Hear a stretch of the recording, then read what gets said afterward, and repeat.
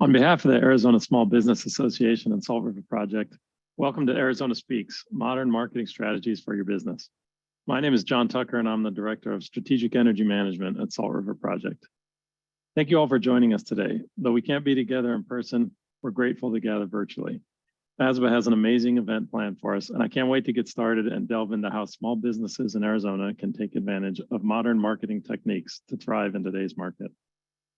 SRP has a long history of collaborative partnership with the Arizona Small Business Association and the small business community. At SRP, we know how important small businesses are to the overall health and vibrancy of the Arizona economy. We work with ASBA to offer critically important resources to small business owners throughout Arizona, and today's program will highlight just how important those resources and especially marketing strategies are to the success of those businesses. SRP has provided water and power for more than a century to help our region grow and prosper. We work to keep the lights on and the economy humming to ensure Arizona remains an incredible place to run a business. Together, SRP and ASBA are committed to empowering business owners through the many resources our organizations offer, through relevant and impactful education, and by providing unyielding support. And now it's my pleasure to introduce today's moderator, Catherine Dunphy. Based in Phoenix, she's ASBA's Senior Marketing Manager, helping to keep ASBA the state's premier small business resource. Catherine has over 10 years of experience in marketing with a focus on digital footprints for small businesses such as social media, Google Ads, paid advertisement, email campaigns, website design, and content creation. Please join me in welcoming Catherine Dunphy. Awesome. Thanks, John. I just want to welcome everybody to Arizona Speaks, Modern Marketing Strategies for Your Business. And thank you to our program sponsors, SRP, CyberCatch, MentorCloud, JourneyEdge, Scottsdale Community Bank, Cox Business, Society of Human Resource Management of Greater Phoenix, APS, and Southwest Airlines. And now I have a great pleasure of introducing not only a colleague of mine, but an amazing friend, Mr. Michael Gombert Jr. How you guys doing? It's a pleasure being on here. Awesome. So, Michael, you've are not only a colleague of mine who's braved the digital marketing landscape and has not only survived but thrived over the last few years and has so much wisdom to share about his success with his own small business clients. So I just want to thank you for taking time to chat with us today. I appreciate it. It's been a fun time getting ready for this, talking with you and talking with everyone on the team to kind of go over everything. So I'm excited to kind of go through it with you guys. Yeah, absolutely. So what we have for you guys today is the big three of the marketing foundation. So Michael, I'm going to let you take the reins on this one and kind of explain the gist of what that means to you. Yeah, so the biggest thing I always like to look at is what's the biggest fundamentals you need for the marketing, right? So the big three is your website, Google Business Profile, and then your social media. And so when it comes to your website, it's very much like your foundation. And your foundation can be on any type of platform. So you've probably heard of like Shopify, you have your Wix, you have your Squarespace, and you have your WordPress. And all those platforms are really good. And there's a big difference between all of them. And I always like to tell people, so there's a difference between the two, the different ones. So you have your open CMS, which is your content management system, and then you have your closed CMS. Open CMS is like a WordPress, so you can pretty much do anything you want on there, where your closed CMS is like your Wix, your Shopify's, your Squarespace is where you actually don't own the platform. You actually don't own your own website. You just kind of rent it. So when you're looking at your websites, you can kind of gauge where you want to go from there. Does that make sense? Yeah, absolutely. Yeah. So that's the biggest thing I look at. And it's also like your online flyer, right? So people go to your website to see what you're all about, kind of products you show, kind of services you offer, and what you can help them with. So when you start making your website, you can go through and say, hey, what do I want people to see on my stuff? So especially when you're a small business, you kind of want that one place that people can all go for and actually look at. So when you're looking at your website, act as your salesperson in your online flyer when you're actually creating it. Awesome. So, sounds good.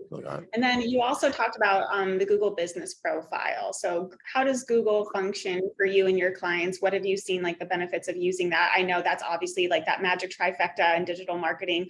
So tell me a little bit more about Google and how you set up your clients for success with that.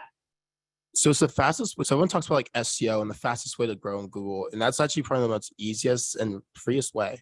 So you can set it up within 5 minutes. You can put your name in there, you put your address, you can hide it or show it, put your website in there, you can put your products, your services. And anytime someone searches, sorry about that. And someone like searches for like your type of service, let's say if it's landscaping, like I'm looking for a landscaper to help my house. Someone can type it in like, hey, landscaper in Phoenix, and it'll actually pop up on there. And it's the first thing people see. If you go to like a restaurant, you know how it pops up with like all the reviews, sometimes their menu, and their location. That's what a GBP is, or Google Business Profile is. So it's probably the best way, I think, to rank on Google, but by far, than doing blogs or anything like that. And it's also free. So that is a huge benefit. I know we've talked about this with clients and whatnot. That's one of the best ways to get on top of like the Google search engine and whatnot, possibly the top page, depending on what's going on. So love that. It's also a great place besides a website to see how to basically show up, essentially. So, and then If you're a restaurant, oh, sorry, Yeah. go for it. Good. So if you're a restaurant, you can put your menu on there. So if you serve like quesadillas or burgers, you can put it on there, and someone searches for that item, it will pop up. Which is great. Have you seen that with your own clients by chance? Oh yeah. Okay, And cool. it's a staple to look at. That's awesome. And then our third trifecta for digital marketing on the basis of everything is social media. So let's talk about that. That's, I feel like, such a huge buzzword over the last couple of years. Everybody wants to be it. Everybody wants to do it. Content creation is huge. Give me a little bit of your personal feedback on that. How do you feel about that? How do you think it's changing too? I'm very curious about that. Oh gosh, changes like every 3 weeks, I swear. Because when you and I were talking, we were talking about like Gen Zs, right? And like the best way to like reach out to them. But there's so much, I think there's a huge age gap between like the Facebooks, the Instagrams, and the TikToks, right? So it's like find your avatar you want to go for. And when we work with clients, we have them write down the 3 avatars they want to like pretty much aim for. If it could be a mom that has kids, to a young adult that is let's say it's a couple, they're in their 20s, 20 to like 25. They're just looking for a good time to go to a restaurant or go to a bar. And then to like the high schoolers, right? You want to reach out to them for e-commerce. They're always shopping. So like writing out those avatars and seeing where are they looking at? Like, are they more on TikTok? Are they more on Instagram? And some people in your category, like I don't go on much as TikTok as my girlfriend does. Same age, but I like the stuff that's like more on Instagram, and she makes more stuff on TikTok. So when you're looking at their social media platforms, really narrowing down those avatars, give them a name, give them a whole entire backstory. Like this is Stacy. She's a 35-year-old mom. She loves a Cabernet at night. She picks up her kids and does yoga like in the morning and then goes to work. Like that's like a perfect avatar. You can say, okay, she goes on Facebook during lunch. She goes on Facebook at night. She might go through TikTok and sends out to her friends or like to her mom. So really looking at that to figure out what you want to play on is perfect. But we also talk about the omni-channel approach, where you might have those avatars, but you might catch people on different platforms. You might catch them on YouTube Shorts. You might catch them on LinkedIn. You might catch them on Pinterest. We work with a company with you, and we go on Pinterest because that's a fantastic way for people to look at meal prep. So when you're talking about social media, go for it. I said, would you say an avatar is almost like building out a perfect customer or client profile in a sense? Okay, Exactly. cool. So basically you're kind of talking about creating what their habits are, what their likes and dislikes are, and based off the platform, that's when you know how to cater that content specifically to that avatar, to that perfect client. Exactly. And then once you kind of figure out that avatar and that platform, figure out your creative. It's a great thing to do. It's the first people you see over 10,000 ads a day, almost 400 feet of content a day. So you're seeing a bunch of stuff. I like to ask people, tell me the last 5 stories you saw on Instagram today. And it's very difficult to remember it. So you have to make your creative very attaching and have people look and go, oh, I remember that. So if it is hiring out a content creator, it is bringing someone in-house to make that content for you, that's going to be a staple because you're seeing so many ads that you have to be able to stand out from others. And next is your offer. and what you can like drive people into your business. You can post as much as you want, but you have no offer that's gonna make people go, "Oh, I need to take that." You're not gonna get them into your door. And Yeah, that's like, and then social proof is another big part of it. gotcha. So basically what you're Like, saying, is that you could put out all this content, but if there's not a call to action or some type of form fill or action item, you're just mhm, putting out content to put out content. exactly. And it's just kind of there and people scroll by it. And then Gotcha. also having that social proof. And you'll hear a word called UGC out there. It's like user generated content. And I like that honestly a lot more than going out and getting a professional photographer and getting it taken, because you see real people using your stuff or real people making reviews. It adds that social proof to it. Yeah. So do you think that would be under kind of like an influencer category? Have you worked with influencers before? What like what's that ROI look like for that? Oh gosh. So there's a story I think I told you about where it was my first, I was in college and I was launching my first e-com company, and we paid an influencer. She had 500,000 on Instagram. We're like, all right, we got this. We paid her. And we're like, we're gonna make so much money. And we we're launching the website. We didn't have a sale for a week. So when you're looking at, yeah, so looking at influencers, there's like the macro influencers, which we usually say it's like 100 follower or 100,000 plus. Your micro influencers where like your 100,000 or less. And we actually see bigger benefits with micro influencers than macro influencers. Why You do you might think that get is? more because you feel more like involved with it. Right. If I'm Mm, looking at like, I'm trying to think of a really, really big influencer we can think about, like Ariana Grande. She might post something, you can get some sales from it, but you don't have $1 million to spend on a big influencer like that. You can go down to smaller ones that might even trade for product or trade for service to put out to people that they go, oh, I know this person very well. I know them well enough that I feel more personal with them to actually get a sale from it. mhm. Gotcha. So And when I it know, comes, oh, sorry, go ahead. um, yeah, so the followers don't matter as much as like the actual impact of it. Gotcha. And I think we as a society get caught up in these glamorized numbers. We all like to see the big numbers. We think it's, big and sexy. That's like just the digital marketing landscape right now. And I know at one point in time, we've had conversations about like buying followers, what is, the benefit versus the cons of that. And it sounds like the micro influencers have really curated this amazing audience where they are able to get more done because their followers are real and they're not falling into that trap of buying followers.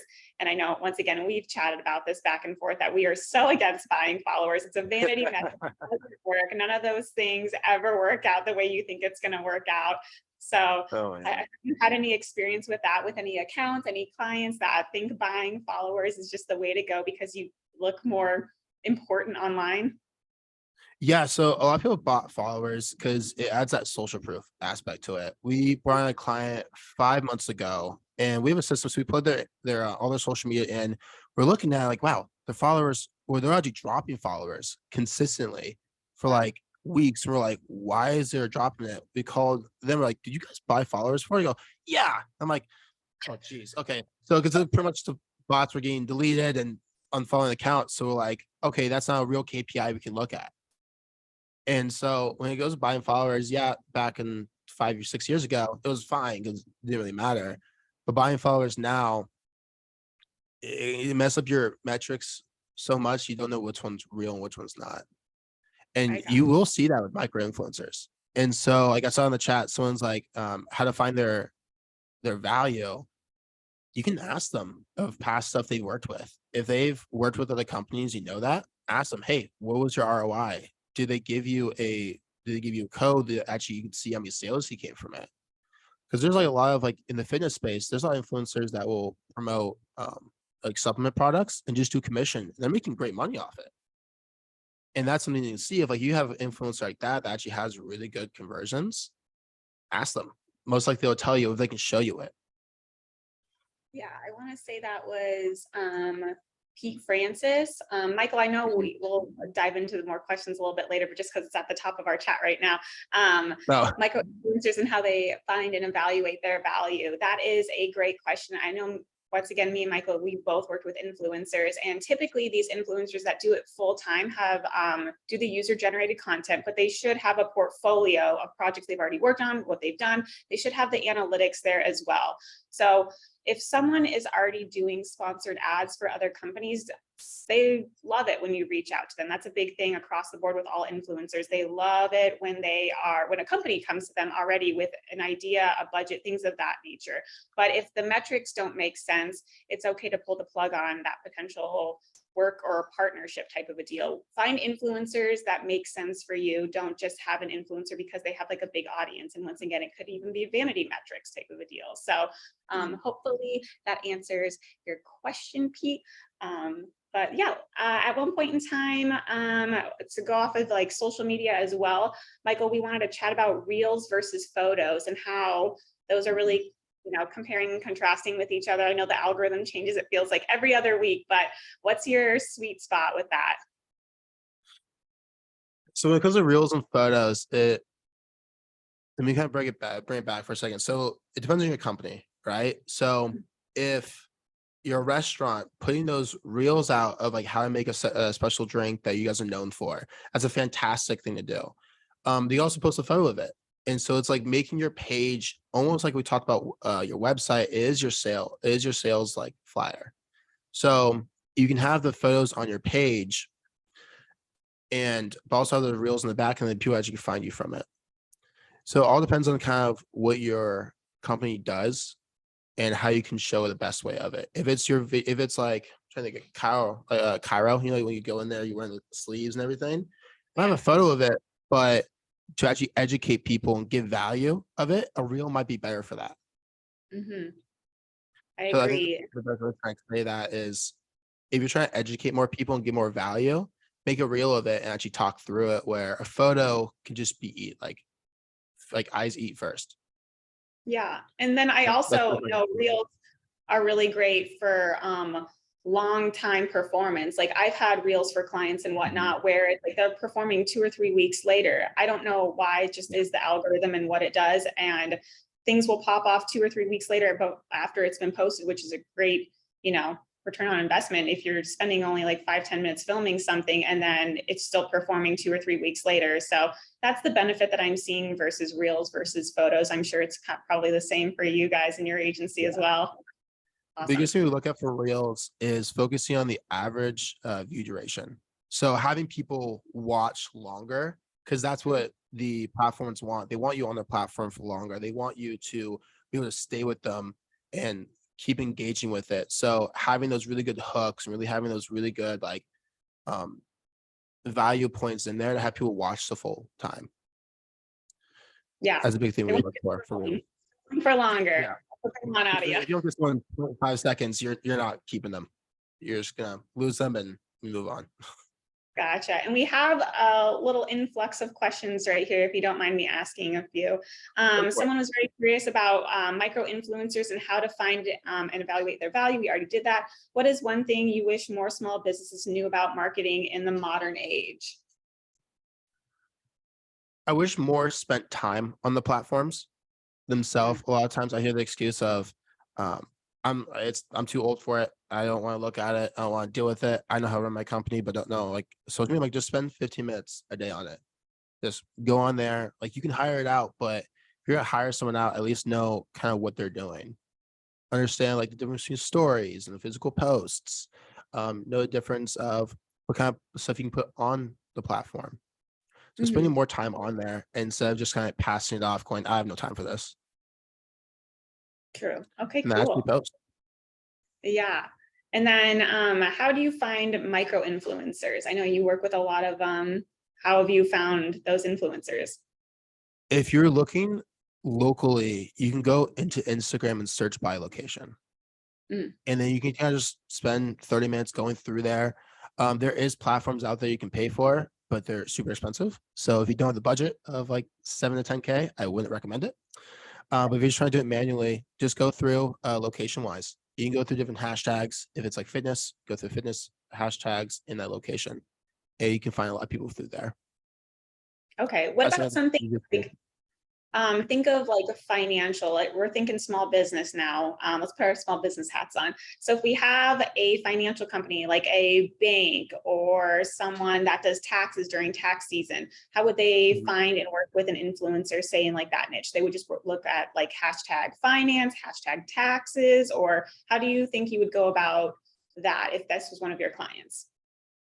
If we're trying to go, if they're like a local bank or it's not like a national bank, we're talking like a small little Yeah. bank or a small little tax person, that location works really well. Looking for those locations, looking at what they're posting, and honestly, like, see who your avatar is. So let's like my avatar is someone that is trying to think, like a traveler person, like a traveler. Right? They go on travel places, but they are getting paid to do stuff. And I want to reach out to that kind of demographic and their demographic. I'll look and see what kind of metrics they would do, or not metrics, what kind of hashtags they would use, and find people through there. Okay, cool. Awesome. And then someone, we always get this question, and it's a love-hate relationship with this question. How do I get my company on page 1 of Google? All right, Michael. Google Business Profile. Google Business Profile. GDP. It's the fastest way. We had a mortgage lender we worked with, and they wanted the same thing. They want to rank first. And I said, all right, we're going to post on Google Business Profile just the same way we post on Facebook. And we got them from not even having a GBP to being #1 in Anthem within 4 months. Wow. And it's consistently posting on there, posting reviews. Sorry, not posting reviews, but having people post reviews. You can post on there like, hey, we take in VA loans. We help with was it not construction loans? It's like first home buyers, posting them on Google so people can actually rank higher because it's the same way as social media platforms. The more you like them, the more like you. The more you like Google, the more they like you. That's the fastest way to rank. Yeah. I think one aspect of it that's really fascinating is this has been a saying for years and years that content is king. No matter where you're posting, just make it relevant, make it important, use the right hashtags, things of that nature. And basically post somewhere. That's the thing. Digital marketing isn't going anywhere anytime soon. You kind of have to embrace it and say, hey, this is what it is. I accept it, and I'm at least going to try it. So in terms of ranking on Google page 1, I always tell any of my past clients, anybody that I've worked with, posting anywhere, content is king. You just have to do it. Unfortunately, it's just part of the beast. So the more you post, the more relevant you become, the more you basically tell Google's magical little algorithm, like, hey, I'm relevant, I'm important, I deserve to be top ranking type of a deal. So, and Michael, you mentioned it with like the website, obviously with social media and creating that free Google profile, which is just, once again, that magic trifecta of digital marketing for the start of everything. So we're getting a lot more questions. All right, what platforms One can thing, be, oh, oh, go ahead, sorry. the one thing I want to say on that. So, um, when you look at social media, you look at any type of advertising when it comes to like paid or organic, and you worry about like the ROI of it. Mhm. If you have more eyes on your business, more eyes on your website, more eyes on your on your profile, the more likely you're gonna get more sales or get more conversions that way. So if you don't have a way for people to get their eyes on there, it's not gonna correlate. So the more you post on there, the more you do ads, the more like people are gonna see your stuff. Exactly. Thank you. Here is another question. What platforms can be used to create Reels or TikToks? We love those. Or is it? You said it one more time. Yeah, what platforms can be used to create Reels or TikToks? Oh, What do it's you like use? okay, editing platforms. Oh gosh, there's different ones. Oh, what is the app on your phone? So we use Final Cut and Premiere to make all our reels. Um, if we're not using the actual platforms are pretty simple to make it. If you're looking for a third party, let's say it's like captions. There's a program called Veed.io you can use for that. It's an easy platform. I'm trying to remember the other one. CapCut, that's what it was. CapCut's an easy platform to use as well to make those TikToks and reels. If you don't want to use the actual the actual app. Yeah, the actual app itself is actually pretty user intuitive. I know they're getting more complicated. The other day I logged in, I was like, oh, they have changed things in here, which is I do too. I wanted to change marketing. like the audio, and I was like, where's the controls? I want to make this full blast audio. Exactly. Okay, cool. Someone wanted to know, how do they post on Google? So are you talking about like the Google platform, I'm assuming, like the Google business profile? That's what they're talking about. So can we go deep dive a little bit deeper into that as to like creating one? What does that look like? Maybe even like creating an account. Yeah, The so you Google just go to use Google. Just Google Business Profile. It'll pop up. You can type your name in, and it's pretty seamless to make it. It asks you a series of questions, and then one of the two will happen. It will send you a verification code through the mail, or it'll say, "Hey, you're verified." And a lot of times, it's you can go into there and be like, "Oh, we need to verify one more time," and they'll send you a postcard again. So once you get verified for that, you can go into the back end of Google Business Profile, and you'll see a thing called Post. You can post on there. That's the easiest way to manually do it. A lot of the like social media poster platforms will also have Google Business on there as well, so you can like automate it. And it's really, really great. You can add pictures, you can add holidays, if you're having any sales or anything like that. I think it is a really great also for, it's kind of like Yelp in a sense before Yelp was around, where basically clients and or members or whoever your clientele is could also post things like, oh, look at this amazing braised short rib I had at this restaurant type of a deal, or, oh, I love their office, it's so clean type of a deal. So that also helps with the Google rankings, because then it's not just the owners that are posting all the time. So that's what Google also really rewards you for, is when you have a lot of clients or customers interacting with your stuff. It just says, hey, you're relevant, you're important, which boosts up your business in terms of the algorithm to get to page one, basically. So there's that. Hopefully You can also add FAQs to it as well. Yes, that's a huge one. All right, I have another question for you, Mr. Michael. Which social media company works best with service-based companies? We have a design technology company. We do 3D laser scanning, BIM, and CAD, to name a few services we offer. I have no clue what BIM and CAD is, but it sounds cool. Wait, CAD is like the oh my gosh, what does it stand for? I know what CAD is. What social media platforms are best for that? Yeah, service-based company. I'm thinking if it's B2B, honestly, I'm thinking LinkedIn. It'd be a big one. LinkedIn, Facebook, I think all platforms, to be honest. Sorry, yeah, right now, computer. Yeah, LinkedIn, if it's B2B, I like that one a lot. If it is consumer based, I think Instagram and TikTok would be perfect. TikTok, maybe, because you might have some people on there that might be interested in it, but Instagram is more of a older, to say almost the same way as Facebook, but we're seeing a big correlation between the older demographic. I mean older, I mean like 25 plus, playing with both Facebook and Facebook and Instagram. I know it sounds still super young, but you get the TikTok, it's below that. So LinkedIn 100% if it's B2B.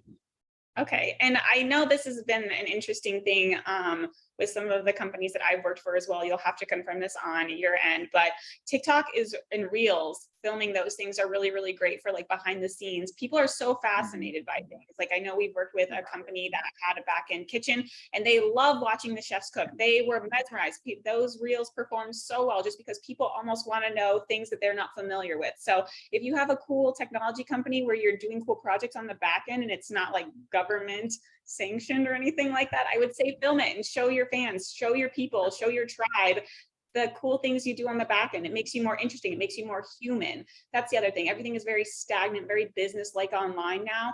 And I think kind of coming back to who we are as like people, individuals, and building that little community is a really fun aspect to really show what you're about as a business type of a deal online. So that's one thing I know. Free value. Yes, that's the other thing. Free value. So there's stuff like that. Okay, cool. I know we're so many questions. Okay, cool. All right. All you did was post on a Google business profile. What about blogs and backlinks to our website to boost, I'm assuming, SEI? Is that valuable towards ranking? I don't know if they mean SEI or SEO.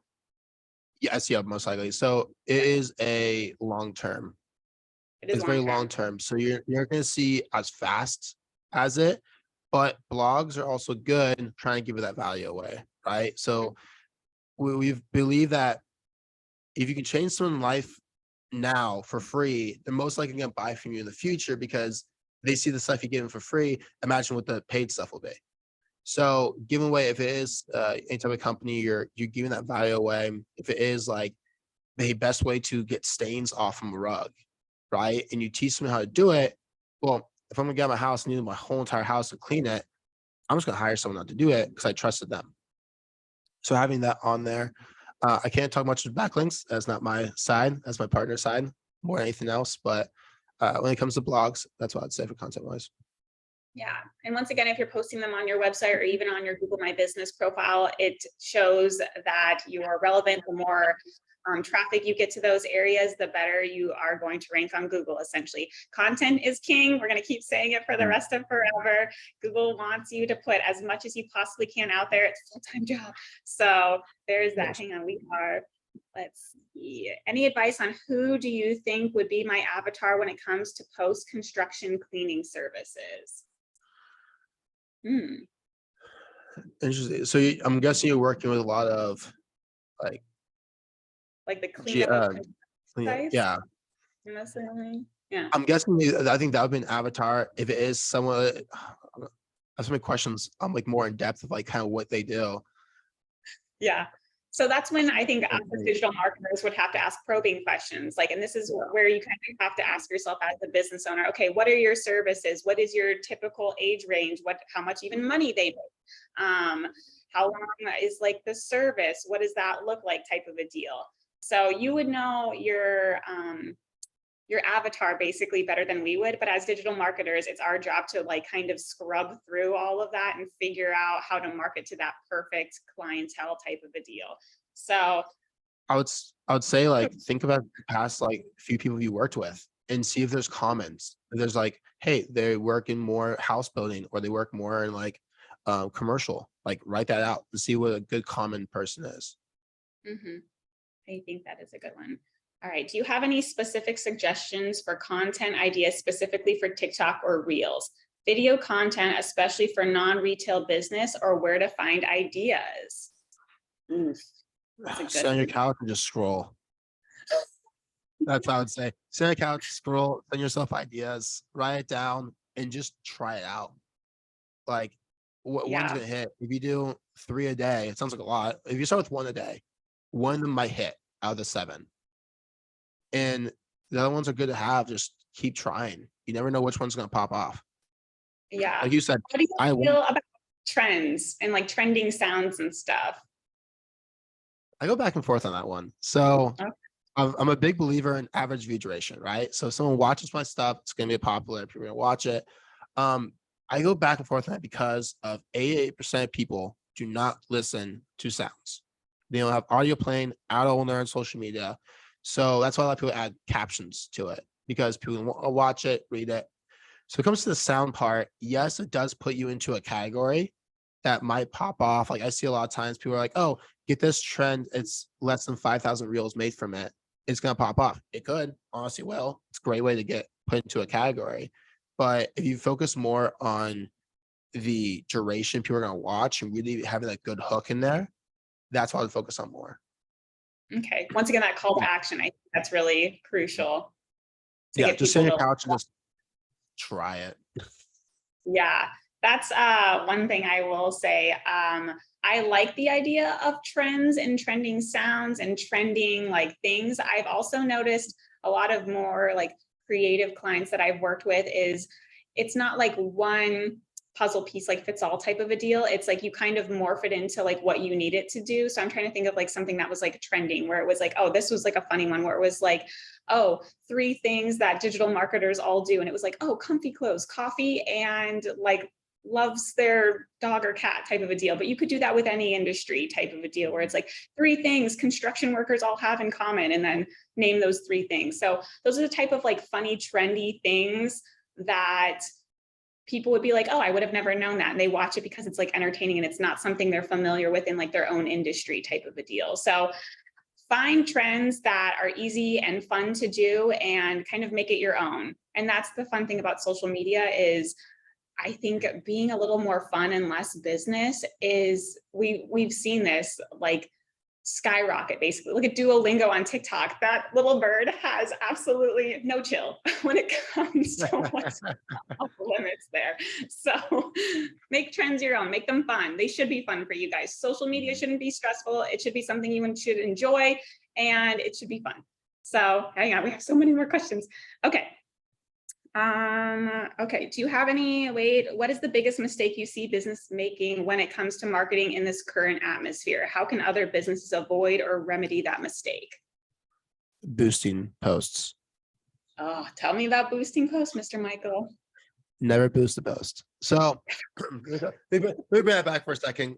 So when it comes to I was talking about Facebook here. So Facebook has Instagram.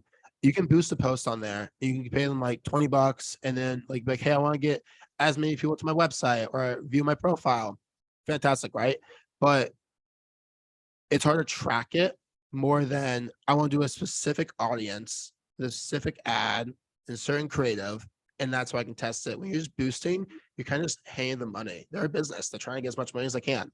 So I would never boost. Actually go in the back end of Business Manager and create an ad if you're trying to boost it. And there's more specifics we can get into it, like dark posting, where it's like those types of things. But if you're trying to like get audience out there and you're trying to spend money, do it the smart way and don't just give them money to get views.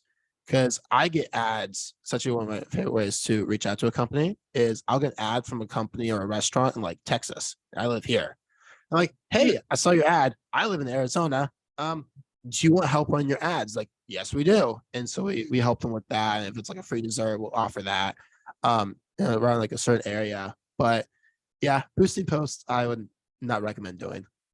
Okay, gotcha. Thank you. Do you have any strategies to circumvent Instagram's algorithm from filtering stories and reels that have any reference to a call to action link that takes someone away from Instagram?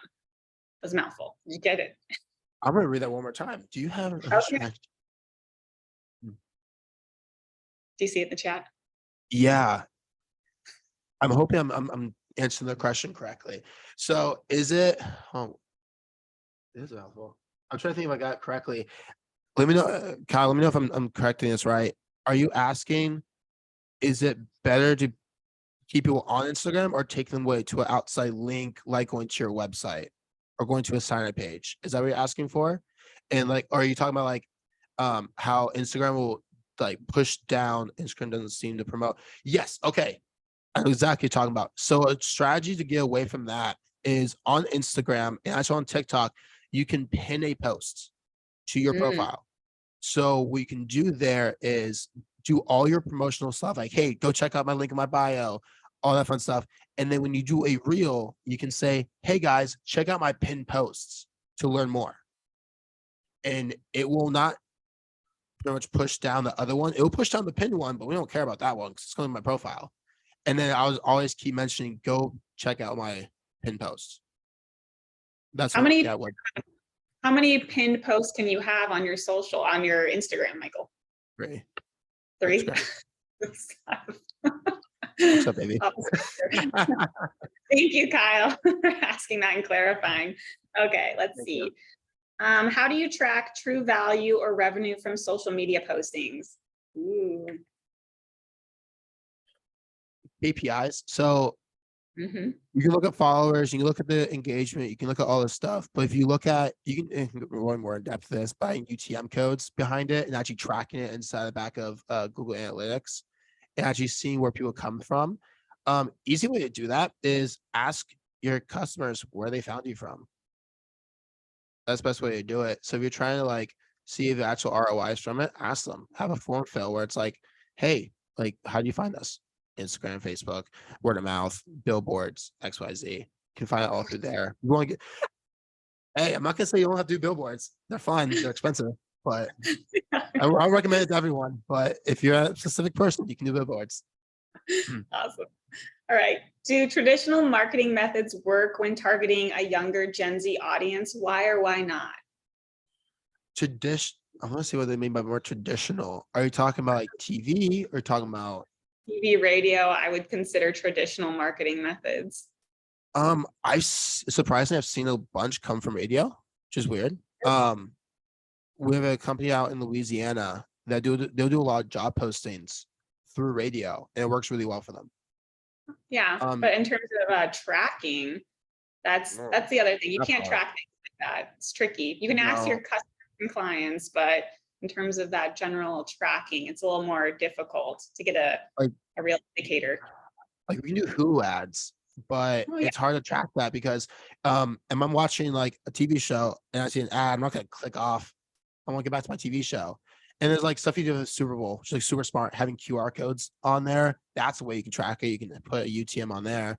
QR codes are actually surprisingly very well. So if you're doing like guerrilla marketing, which I love doing, putting flyers out there, going to businesses, putting them on cars. You guys probably hate when people put stuff in your cars.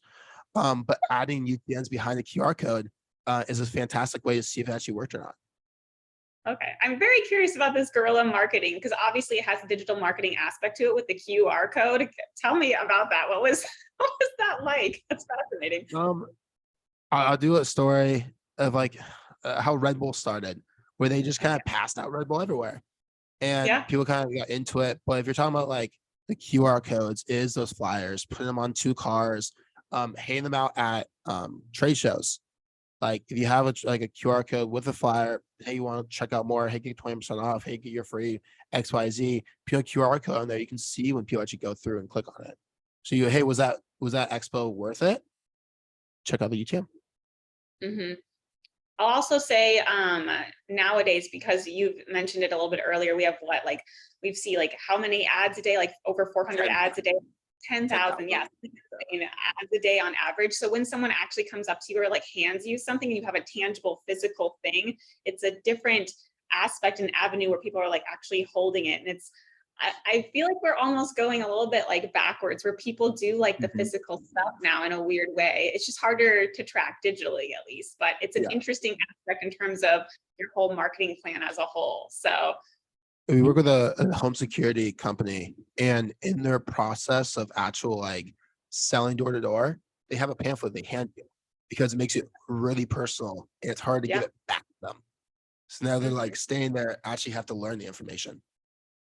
Oh, it's so sneaky. I have another question for you. What is the best place to start for a business that's looking to venture into social media marketing for the first time? Just start like start. I don't know the best way to say it because you'll learn through the trial and error of it.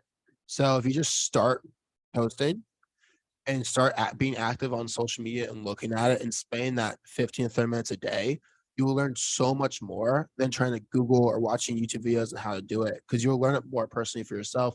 You'll learn, hey, I actually like making reels. I actually like doing something, or I hate going on Canva and trying to make graphics. Like you'll learn more about marketing through just doing it and make a schedule. Hey, I'm gonna post 3 times this week. Post Monday, Wednesday, Friday. I'll start there. Next month, I'll start posting 4 or 5 times a week, or 6, 7, 8, 9, and go on. Mhm. Yeah, and That's if what you I'd say. don't know where to start, I remember I have so many friends that are in the digital marketing space that have like a posting calendar, and it'll be like monthly, or it'll be like day one is introduce yourself as the business owner. How did you get started? Day two could be your motto that your business lives by. Day three could be like, hey, like here's a picture of our receptionist. We love her. She's been with us like, 5 years plus.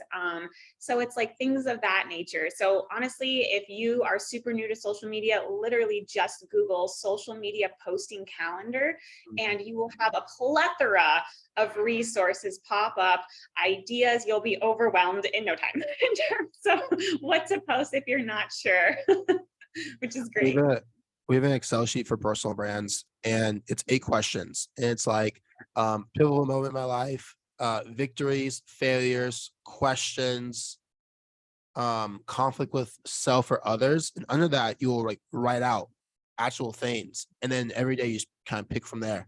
Hey, I'll make a video on this. I'll make a video on this. If you go on my page, I have a lot of videos of me talking, and that's a simple plug at Michael Gombert. That's a voice crack. Um, I take those. I do the same thing. I'll write down all the stuff right there. I'll pick it out, make a little script for it. Awesome. All right. what platforms are good for scheduling content? This is a good one. If you just don't have time and batch editing is your thing, where do you go, Mr. Michael? Actually on Facebook, Instagram, you can do it on there. Fun Mhm. fact. There's other platforms. Depends what your budget is. There's like Later, there's Sprout, there's Hootsuite. Those are pretty much the very common ones out there. But it all kind of, I would honestly get demos with each one or a free trial and just see which one makes you feel better. So I do. But yeah, batch editing is fantastic. So you can just post it and not worry about it. True. Very, very You true. still need to be active on there and posting your story and post on that. Yeah. Would you say what's like the sweet spot? I think 15, 20 minutes a day is enough time to tell the algorithm, oh, I'm trying to grow. I want to be relevant. You also get to literally train your algorithm to show you things that are relevant in your industry. It might show you competitors, it might show you potential customers, things of that nature. So would you say 15 to 20 minutes is like that sweet spot for social media Perfect. scrolling? I think Perfect. it's perfect because you can just kind of see what's on there. I like to mess with the algorithm sometimes. I'll like, hey, I want to like see what kind of chiropractors are on here. So I just like start looking at chiropractor stuff. And I just get thousands of ads of just chiropractors. Oh my You can gosh. just see everything on there, or like dentists or like restaurants. Just go on Mhm. there. I just kind of tell it what I want to see. It'll just start Yeah. showing it. How do you feel about following your competition on your social media? Why not? Why not? Why not? Because like what we do, so we have a system that I can put all our on competitors and see what of their posts and their stories do well. And Mm, we can see because if like you're a smaller company, like we're talking about small businesses, and I can't compete with like a big company, like let's say I'm like a retail store, I can't compete with like a Target, right? But I can see what they're spending their thousands of $1 million on and see what works and just copy that because I'm not gonna reinvent the wheel. So that's something you can do on there. that's really cool. Also kind of crazy, but that's digital marketing for you. It's All fun. right. All right. Do we have any more questions? Hang on, I've blown through a lot of these. Do you have anything else like that you want to touch on off the top of your head? We've gone through so many different subjects at the moment.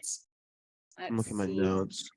I I know think the me. biggest thing is just starting and see what works. Mhm. That's the best thing I would do. If you guys have any questions, like specific ones, you guys always DM me or message me. I think if you just type in my name, you'll find me.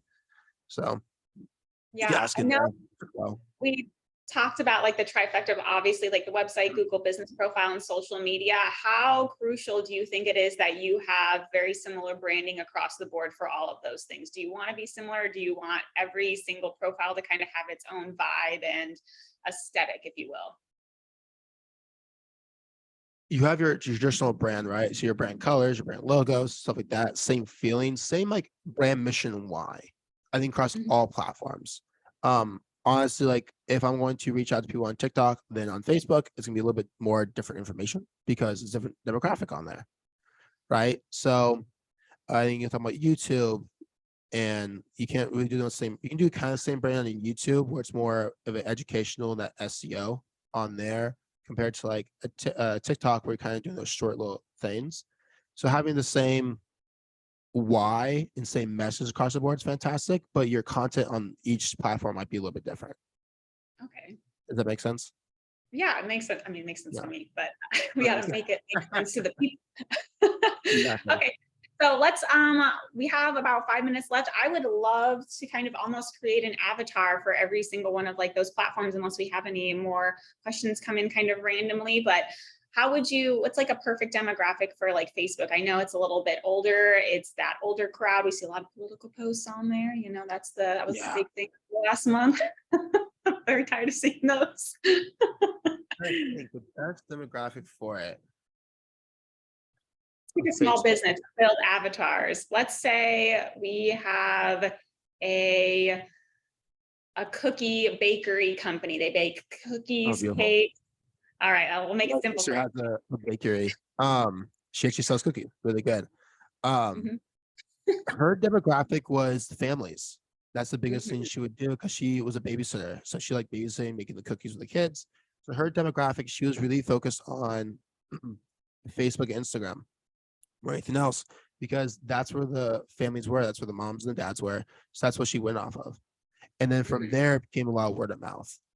And one thing as a little kind of I talked about last week was every sale you make, you find more people from there because of the word of mouth aspect of it. That's one little thing there. I'm kind of stepping away from the avatar, but trying to, oh gosh, Facebook and Instagram are kind of combining a little bit more with the avatar. Very- I'm trying to like figure out the best way to separate it. Gosh, I'm trying to think. Yeah, because I'm trying to think like I'm right here. And what the best way to separate it? I know what to post on there. I'm trying to think like the best way to just separate the platforms. Mhm. I feel like you scroll more on Instagram than you do on Facebook. I feel like when you're on Facebook more, you're looking more personal. Okay. That's the best way I can Someone explain said it. age. You separate it by age. I'm not trying to think. But like I know so many people that are my age that are on Facebook more than Instagram. So I'm like, you could do age. It's easier for TikTok. TikTok's like 21. Yeah. Yes, right now. Right now. Crazy except- Exactly. Then I'm like, I can't really say that because I have like my girlfriend's parents send me TikToks every day. But I hate going on TikTok. Okay, cool. Well, I think our questions have slowed down a little bit. We might wrap this up. Do you have anything else that you want to address? Any last minute questions we can hopefully happily answer into the crowd, think- into the ether? I'm good. I think I kind of said everything I want to say. All right, well then, Michael, I just want to thank you for covering. Okay. Well, then I just want to thank you for honestly taking time out of your busy schedule to answer some of these questions and to help our small business community. We love that. And let's see, to all the attendees on behalf of ASBA, keep a lookout for an email from the ASBA team with a link to the recording. And I'd now like to hand it off to Catherine from CyberCatch for final closing remarks. Awesome. Thank you guys. Thank you, Kat. On behalf of the Arizona Small Business Association and CyberCatch, thank you all for joining us today. This has been a really insightful discussion about how Arizona small businesses can effectively market to today's modern world in order to continue to grow and succeed. Today's conversation underscores just how critical it is to adjust marketing strategies based on the audience. I know our small business community will continue to seize upon all the learning opportunities for growth. My name is Catherine Atmar, Vice President and Chief Marketing Officer at CyberCatch. We're a cybersecurity company dedicated to protecting small businesses. We keep small businesses secure from cyber attacks by solving for the root cause of why attacks happen in the first place, security holes, unknown usually to the small business. Our innovative software as a service platform is specifically designed for small businesses, and that is why it is most affordable and highly effective. ASBA and CyberCatch are excited to partner together to protect Arizona's small businesses. Together, we are pleased to announce a special member benefit. Now, ASBA members receive a 20% discount on all pricing plans and can save hundreds, if not thousands of dollars with CyberCatch. Please remember, while the focus of today's discussion has been on offense, the best offense is a great defense. As you apply these marketing strategies to grow your business digitally, please remember to keep your business safe from the bad guys first and foremost. We appreciate each of you for tuning in today. As a follow-up, ASBA will be sending out a recap of the key takeaways from today's event, as well as the full recording of the session. On behalf of ASBA, thank you for joining us today.